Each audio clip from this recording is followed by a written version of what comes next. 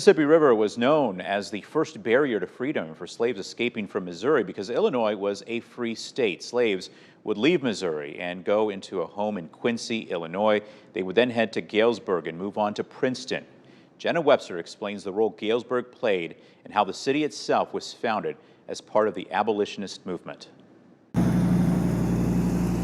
Up on the third floor of Alumni Hall, history of both a city and college begins in 1837 with abolitionist George Washington Gale. Almost everyone who came with him were committed to the anti-slavery message. Knox College historian Owen Muelder has helped preserve this message and the impact it had in Galesburg. He's documented it all in exhibits at the college's Underground Railroad Center. And these people, when they arrived, were already what you'd call radical abolitionists, and really from the beginning started to be involved with helping fugitive slaves escaped northward, making Galesburg one of the primary Underground Railroad locations on the Quincy line up to Chicago.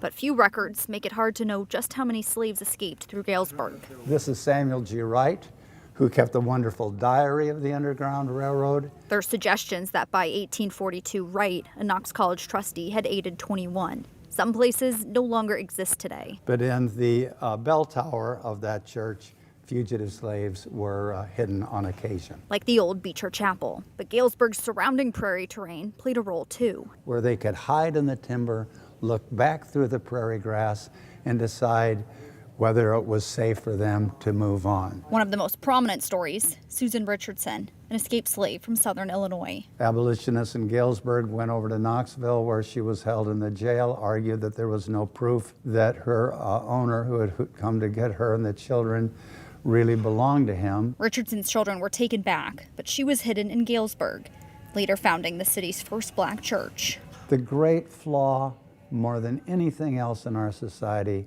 was the fact that on the one hand, we set up as an example to the world life, liberty, the pursuit of happiness, freedom, and on the other hand, at the same time, slavery was allowed to exist. All history documented in a room to remember the past and shape the future. In Galesburg, Jenna Webster, WQAD News 8.